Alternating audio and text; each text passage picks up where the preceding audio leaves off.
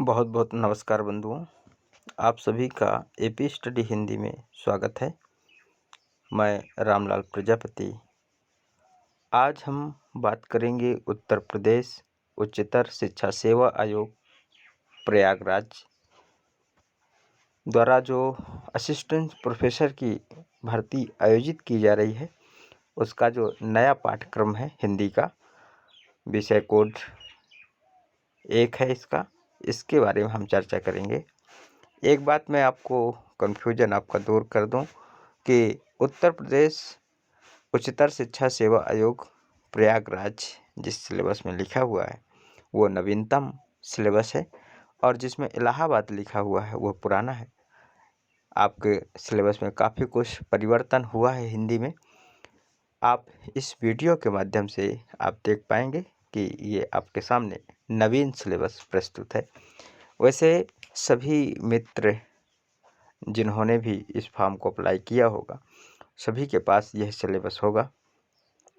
अगर वह हिंदी के विद्यार्थी हैं, हिंदी की अगर तैयारी कर रहे हैं, हिंदी के प्रोफेसर बनना चाहते हैं, तो उनके पास ये सिलेबस पहले से ही होगा। मैं आपको याद दिलाने के लिए इस वीडियो को बना रहा हूँ। थोड़ा सा हम सिलेबस पर चर्चा करेंगे, इसलिए मैं इस वीडियो को बना रहा हूँ, और ऐसे विद्यार्थियों, ऐसे मित्रों के लिए यह वीडियो बना रहा हूँ जिनके पास यह सिलेबस ना हो, वो इस सिलेबस को यहाँ से डाउनलोड करके, यहाँ से स्क्रीनशॉट ले करके इसको लिख सकते हैं। देखिए, आपका जो हिंदी का सिलेबस है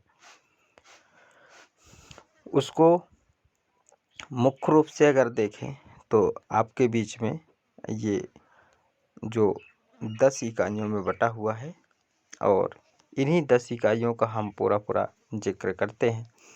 ज़्यादा विस्तार से तो नहीं, लेकिन इस सिलेबस के बारे में हम देखते हैं कि आखिरकार इस सिलेबस में क्या चीज़ रखी गई है, कौन सी चीज़ नवीन है, और कौन सी चीज़ हम लोग असिस्टेंट प्रोफेसर के अलावा जो हमारी यूजीसी नेट परीक्षा है उसमें कौन सी चीज़ें सम्मिलित हैं जिसे हम पढ़ चुके हैं, और किन चीज़ों को हमें नए सिरे से पढ़ना होगा। ये सारी चीज़ इस पर मैं डिस्कस करूँगा।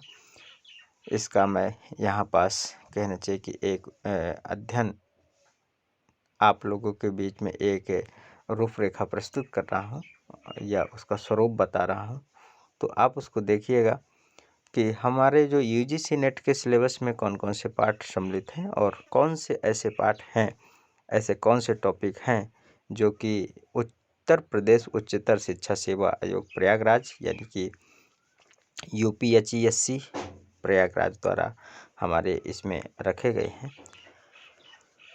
सबसे पहले देखिए, हिंदी भाषा का इतिहास। आपका पहला जो इकाई है उसमें हिंदी भाषा का इतिहास, इसमें हिंदी की ऐतिहासिक पृष्ठभूमि पहला इसका पाठ है, जिसे आप देख पा रहे हो। थोड़ा सा बड़ा कर देता हूँ। इसमें हमको पढ़ना प्राचीन भारतीय आर्य भाषाएं, मध्यकालीन भारतीय आर्य भाषाएं और उनके अंतर संबंध, अपभ्रंश अवहट्ट पुरानी हिंदी जिसे हम कहते हैं का संबंध।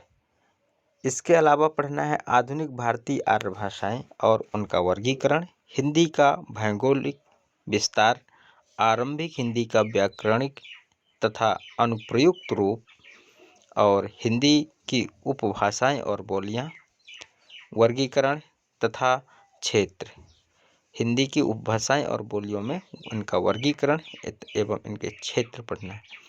प्रारंभिक हिंदी के विविध रूप में हमको पढ़ना है हिंदी, उर्दू, हिंदुस्तानी, दक्खनी हिंदी, काव्य भाषा के रूप में अवधी का उदय और विकास, काव्य भाषा के रूप में ब्रजभाषा का उदय और विकास, साहित्यिक हिंदी के रूप में खड़ी बोली हिंदी का उदय और विकास।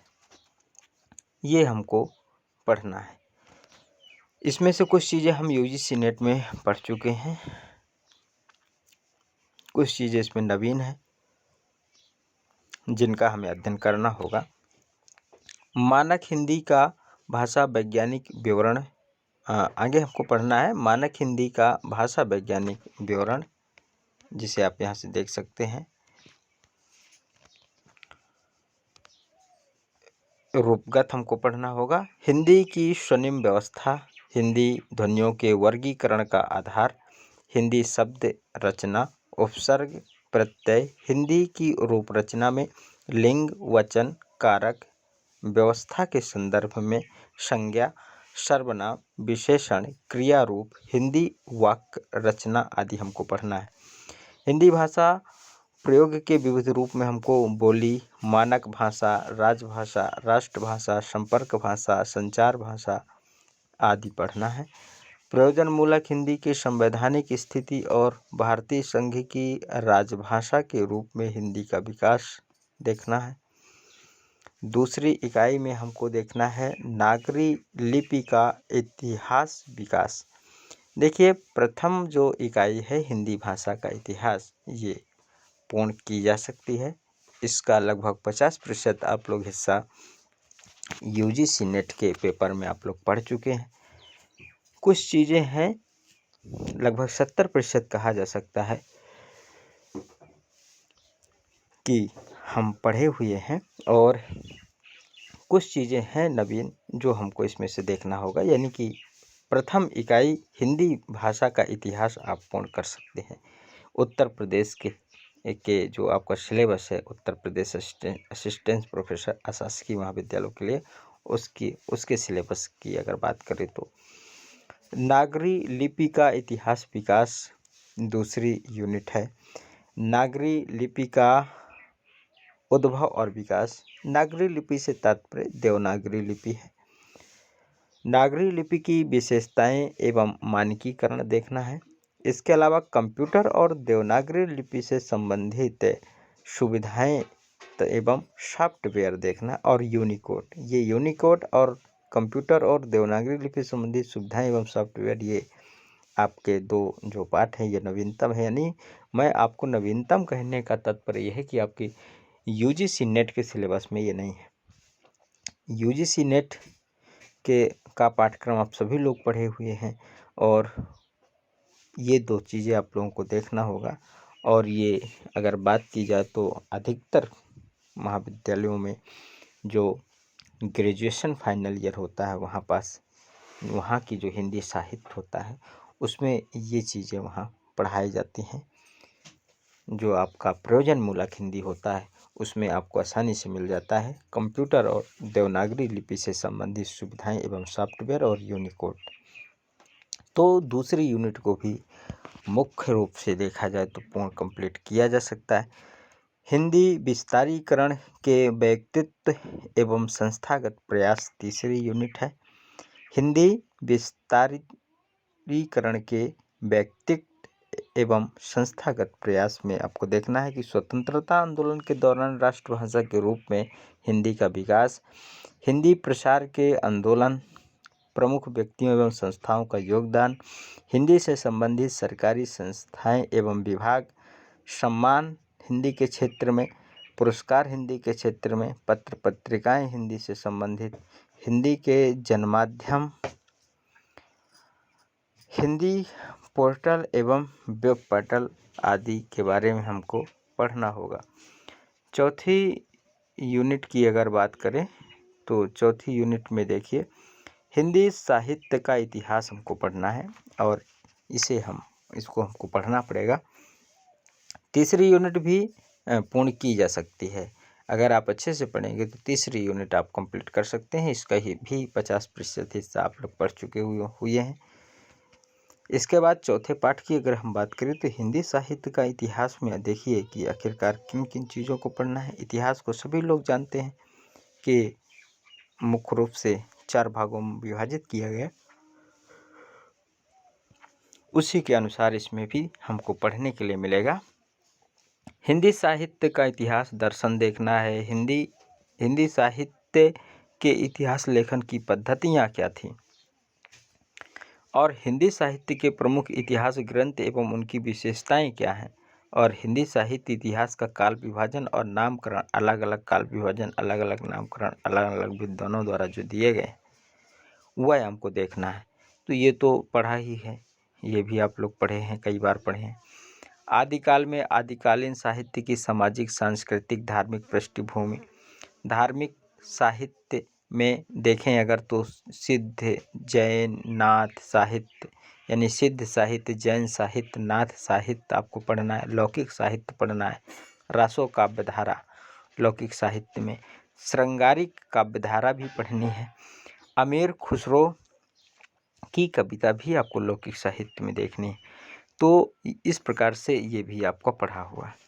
भक्ति काल में देखें तो भक्ति आंदोलन की पृष्ठभूमि और उसके उदय के सामाजिक सांस्कृतिक कारण में विविध दृष्टि, भक्ति आंदोलन का अखिल भारतीय स्वरूप और उसका अंतः प्रादेशिक वैशिष्ट, भक्ति काव्य के प्रमुख दार्शनिक सिद्धांत, विशिष्टाद्वैतवाद, शुद्धाद्वैतवाद, द्वैताद्वैतवाद, द्वैत मत, भक्ति काव्य के भेद, हिंदी संत काव्य परंपरा और उसका वैचारिक आधार, संत काव्य में सामाजिक समरसता, हिंदी की सूफी काव्य परंपरा, हिंदी के असूफी प्रेमाख्यान आदि आपको देखना है। इसका भी आप लोग काफ़ी कुछ अध्ययन किए हुए हैं। रीतिकाल में अगर देखें तो रीतिकाल की सामाजिक सांस्कृतिक पृष्ठभूमि, रीतिकालीन साहित्य की प्रमुख प्रवृत्तियाँ, रीतिबद्ध और रीति सिद्ध और रीति मुक्त, ये जो तीन धाराएं, उनका अध्ययन करना है। रीति काव्य के प्रमुख स्रोत और रीतिकालीन कवियों का आचार्यत्व और रीति काल के प्रमुख कवि और उनका काव्य, रीति काव्य में लोक जीवन और रीति काव्य का अस्मिता मूलक विमर्श, यह आपको देखना है। इसके बाद आधुनिक काल आ जाता है। आधुनिक काल में देखें हिंदी गद्य का उद्भव और विकास, भारतेंदु पूर्व हिंदी गद्य, भारतेंदु कालीन हिंदी गद्य, भारतेंदु और उनका मंडल, भारतेंदु मंडल के बाहर के लेखक, पारसी थिएटर और हिंदी रंगमंच, हिंदी पत्रकारिता का आरंभ और 19वीं शताब्दी की हिंदी पत्रकारिता आपको पढ़ना पड़ेगा।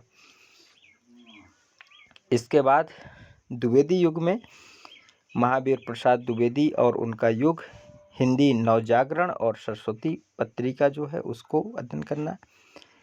राष्ट्रीय काव्यधारा के प्रमुख कवि, स्वच्छंदतावाद और उसके प्रमुख कवि, द्विवेदी युगीन हिंदी पत्रकारिता, महावीर प्रसाद द्विवेदी युगीन हिंदी पत्रकारिता और द्विवेदी युगीन हिंदी गद्य का वैशिष्ट आपको देखना पड़ेगा। इसके बाद छायावाद में चलते हैं। छायावाद की सांस्कृतिक, सामाजिक, दार्शनिक पृष्ठभूमि आपको देखना पड़ेगी। छायावाद का आरंभ, छायावाद के विषय में विभिन्न मत और छायावाद की प्रमुख विशेषताएं और छायावाद के प्रमुख कवि, ये आपको छायावाद में। प्रगतिवाद की में बात करें तो प्रगतिवाद की अवधारणा, प्रगतिवादी काव्य और उसके प्रमुख कवि आपको पढ़ना है।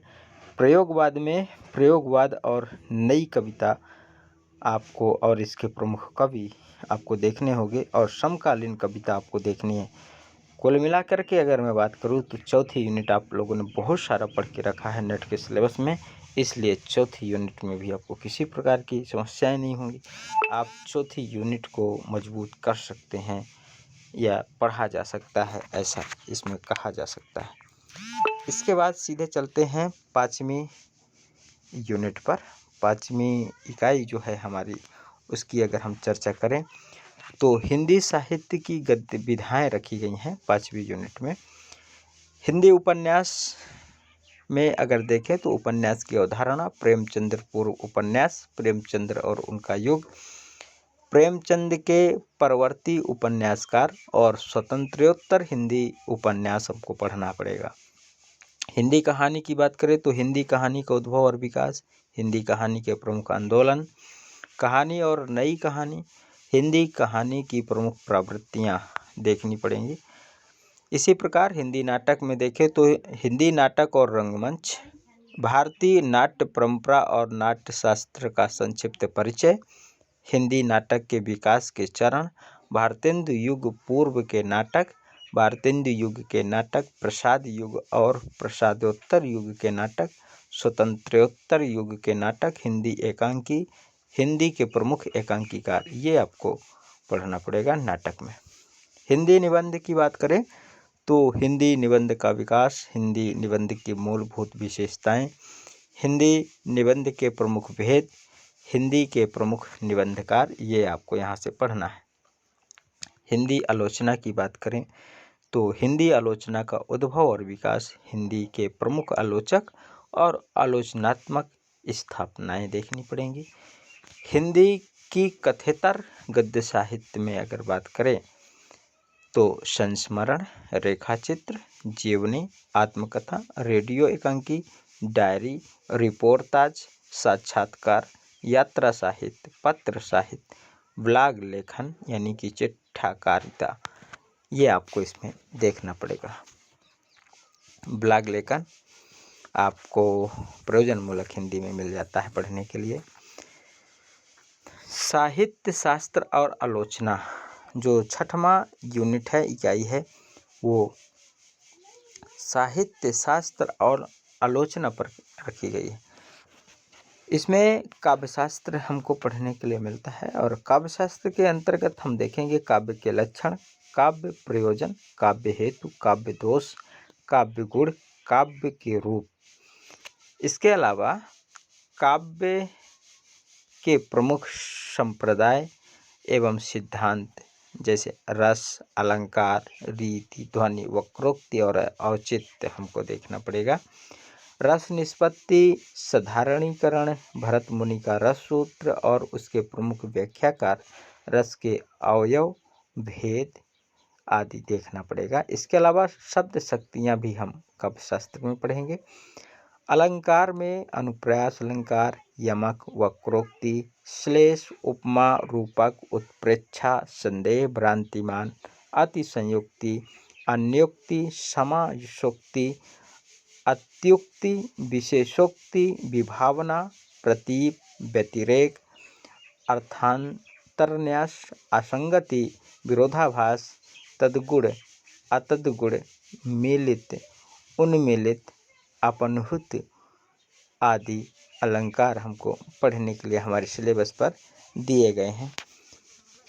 प्लेटो के काव्य सिद्धांत का अध्ययन करना है, अरस्तु की काव्य विषयक मान्यताएं देखनी हैं, ये सारी चीज़ें हमको देखनी है। त्रासदी के तत्व देखना है, अनुकरण सिद्धांत हमको अरस्तु का देखना है, विरेचन का सिद्धांत देखना है, त्रासदी और महाकाव्य में अंतर देखना है। होरेस को भी पढ़ना है, होरेस में काव्य विषयक मान्यताएं जो होरेस की हैं वो देखना है। लॉन्जाइनस काव्य में उदात्त तत्व, ये देखना है। शास्त्रीयतावाद और स्वच्छंदतावाद पढ़ना है। क्रोचे का अभिव्यंजनावाद देखना है। आई.ए. रिचर्ड और टी.एस. इलियट के काव्य सिद्धांत देखना है।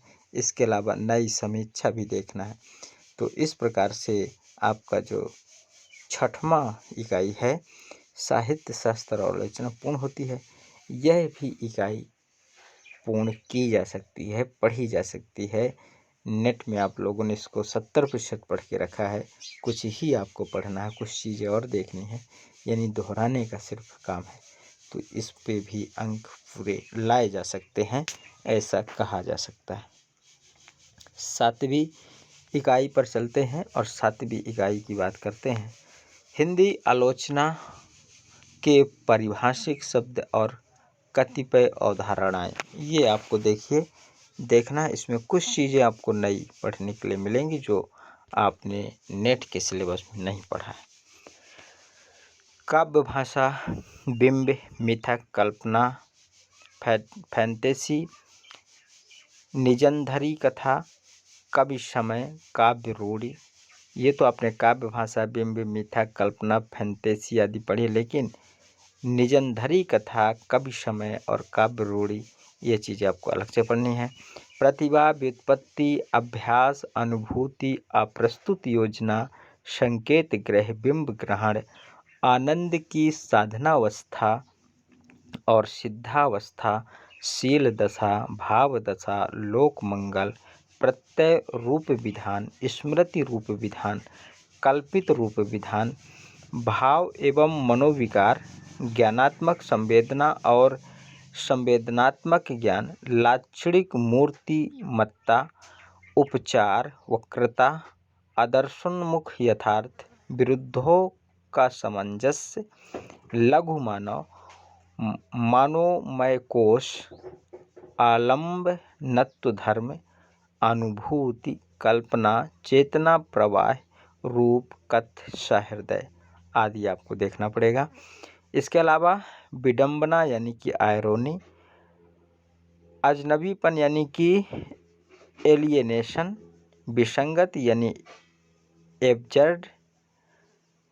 एब्सर्ड और अंतर्विरोध यानी कि पैराडॉक्स, संत्रास, विरोधाभास और व्युत्थान आपको पढ़ना पड़ेगा।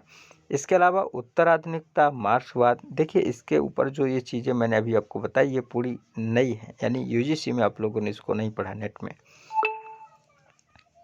इसके अलावा आप पढ़ेंगे उत्तराधुनिकता, मार्क्सवाद, मनोविश्लेषणवाद, अस्तित्ववाद, यथार्थवाद, आदर्शवाद, अति यथार्थवाद, मानवतावाद, प्रभाववाद, आधुनिकतावाद, संरचनावाद, रूपवाद, अस्मितामूलक विमर्श यानी कि इसमें आप दलित, स्त्री, आदिवासी या थर्ड जेंडर विमर्श के बारे में पढ़ेंगे। ये आप लोगों ने पढ़ा हुआ है यूजीसी में। पुनर्जागरण में पुनर्जागरण हो गया, गांधीवाद, अंबेडकर दर्शन, लोहिया दर्शन, एकात्म मानववाद, सांस्कृतिक आलोचना, ये भी आपको पढ़ना है। हिंदी के प्रमुख आलोचक और उनकी आलोचनात्मक रचनाएं या स्थापनाएं भी आपको देखनी है, तो ये इसमें आपको पढ़ना होगा। इसके बाद चर्चा करते हैं 8वें पाठ की। इसमें आपको प्रमुख रचनाकार और रचनाएं देखनी है। जैसे कि पहला देखें तो हिंदी काव्य में गोरखवाणी आपको पढ़ना पड़ेगा। संपादक पीतम्बर दत्त बड़थवाल। पद संख्या आप देख सकते हैं, काफ़ी पद संख्या इसमें दी हैं।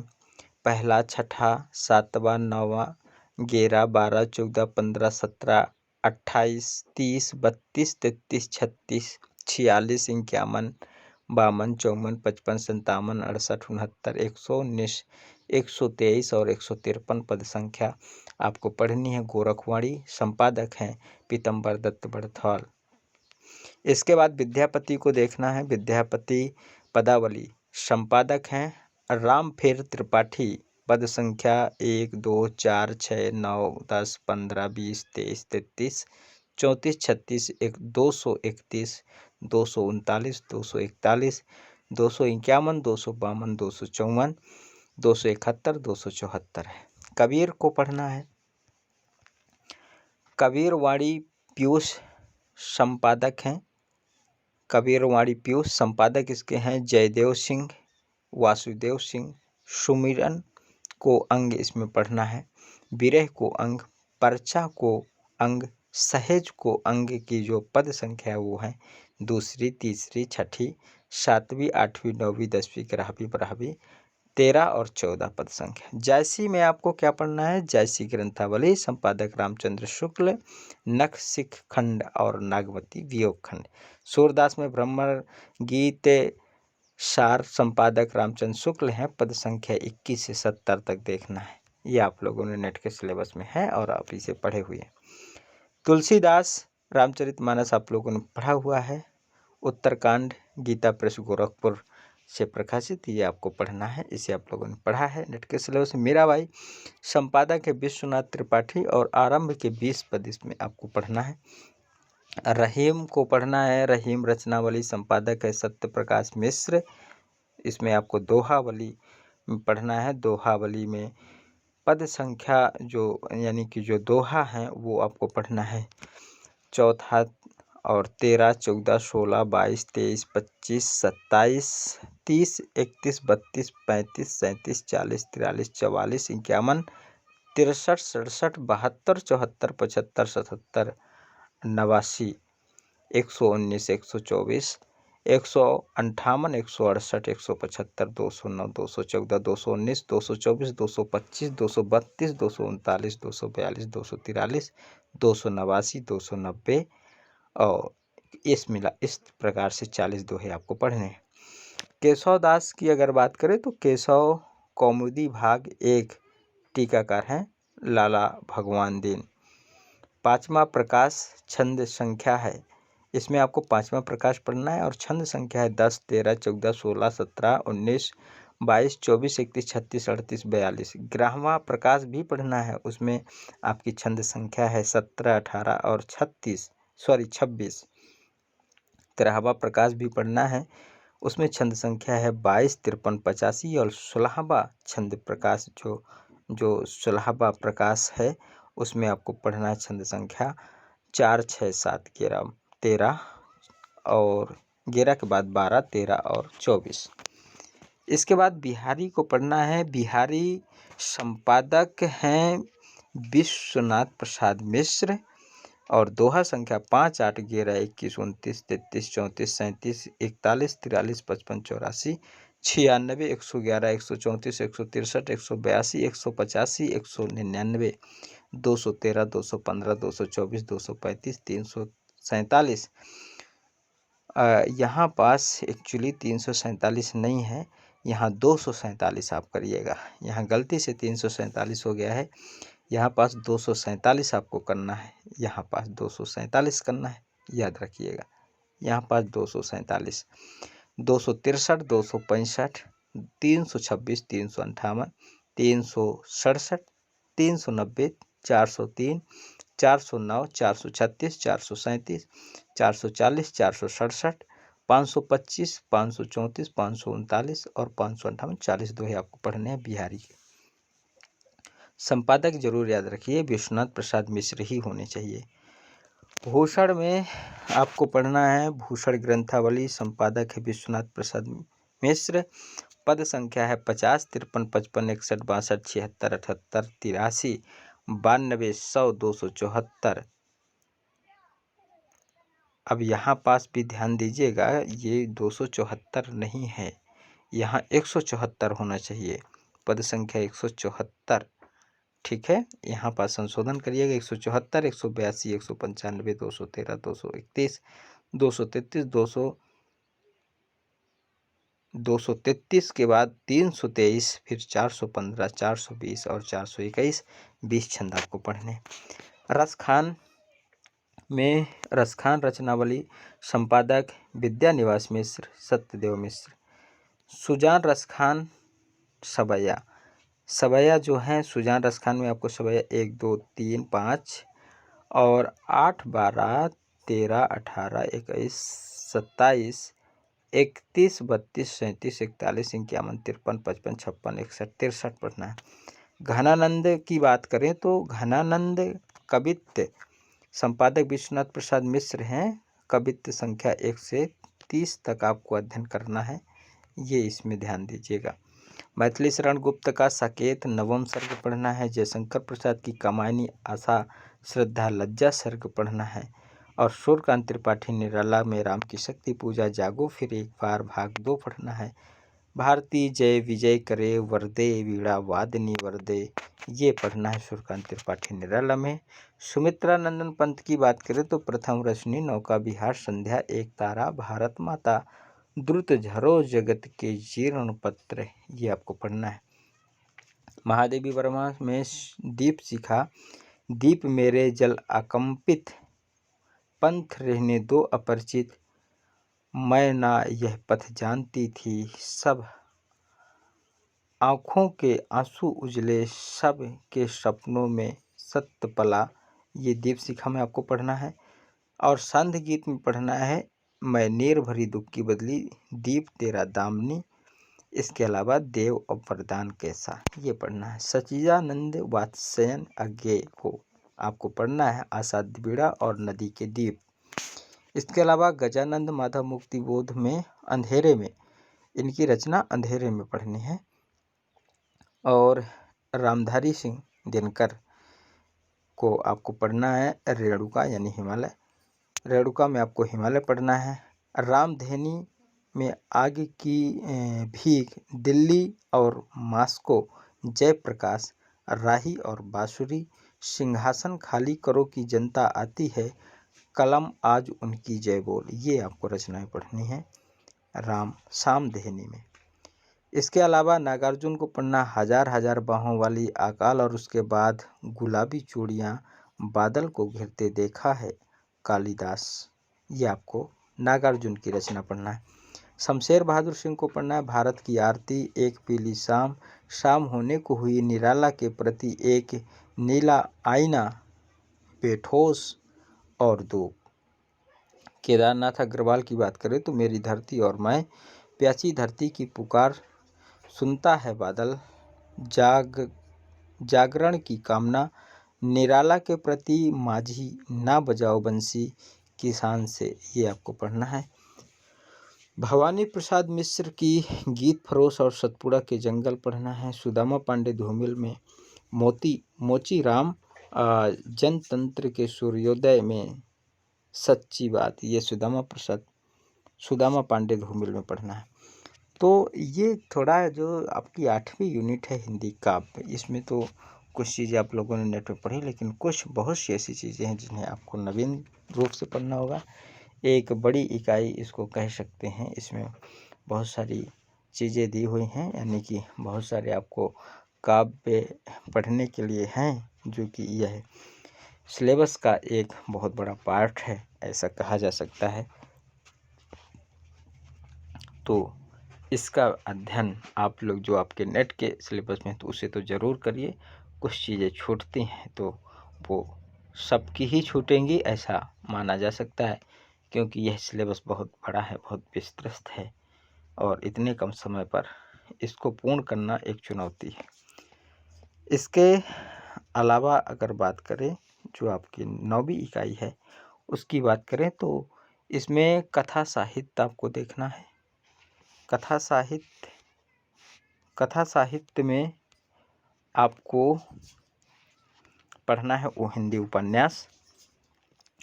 हिंदी उपन्यास में प्रेमचंद का गोदान, चतुरसेन शास्त्री का वयम्रक्षामा, वृंदावन लाल वर्मा का विराट की पद्मिनी, हजारी प्रसाद द्विवेदी का पुनर्नवा, और सच्चिदानंद हीरानंद वात्स्यन अज्ञे का नदी के द्वीप, फणीश्वर नाथ रेणु का मैलाचल, भगवती चरण वर्मा का भूले बिसरे चित्र, शिव प्रसाद सिंह का नीला चांद, अमृत लाल नागर का मानस का हंस, यशपाल का झूठा सच, श्रीलाल शुक्ल का राग दरबारी, भीष्म साहनी का बसंती, और मन्नू भंडारी का आपका बंटी।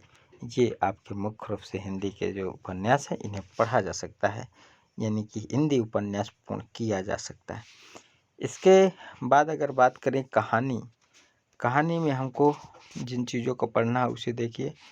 कहानी में हमको प्रेमचंद दुनिया का अनमोल रतन, प्रेमचंद की जो कहानी है दुनिया का अनमोल रतन और कफन, इसके बाद राजा राधिका रमण प्रसाद सिंह कानों में कंगना, विशंबरनाथ शर्मा का कौशिक का ताई, और चंद्रधर शर्मा गुलेरी का उसने कहा था, जयशंकर प्रसाद का आकाशदीप, जैनेन्द्र की कहानी पत्नी हमको पढ़ना है, और फणीश्वर नाथ रेणु की कहानी लाल पान की बेगम, और रसप्रिया आपको यूजीसी में नहीं दिया है, इसमें आपको अलग से पढ़ना है। सच्चिदानंद हीरानंद वात्स्यन अज्ञे का ये रोज आपने उसमें पढ़ा हुआ है, जिसे गैंग्रीन के नाम से भी जानते हैं, और शरणदाता आपको इसमें देखना है। भीष्म साहनी की चीफ की दावत, उषा प्रियमवदा की वापसी, निर्मल वर्मा के परिंदे, कमलेश्वर की दिल्ली में एक मौत, और राजेंद्र यादव का जहां लक्ष्मी कैद है, मोहन राकेश मलबे का मालिक। ये आपको कहानी पढ़ने हैं। इसके अलावा अगर बात करें हिंदी नाटक में, तो हिंदी नाटक में भारतेंदु हरिश्चंद्र का अंधेर नगरी, जयशंकर प्रसाद का चंद्रगुप्त, धर्मवीर भारती का अंधा युग, लक्ष्मी नारायण लाल का सिंदूर की होली, मोहन राकेश का आषाढ़ का एक दिन, उपेंद्र नाथ अस्क का अंजू दीदी। ये आपको नाटक पढ़ने हैं मुख्य रूप से। इसके बाद कथेतर गद्य विधाएं आती हैं 10वीं यूनिट और लास्ट यूनिट में। उनमें आपको सबसे पहले देखिए तो हिंदी निबंध की हम चर्चा करेंगे। हिंदी निबंध में आपको पढ़ना है भारतेंदु हरिश्चंद्र के लिखे निबंध, जिनमें भारत वर्षोन्नति कैसे हो सकती है, यह नेट के सिलेबस में भी है। वैश्वरता और भारतवर्ष, इसके अलावा प्रताप नारायण मिश्र आप धोखा, बालकृष्ण भट्ट के निबंध हैं साहित्य जन समूह के हृदय का विकास है। इसके बाद बाल मुकुंद गुप्त शिव शंभू के चिट्ठे जो कि नेट के सिलेबस में है।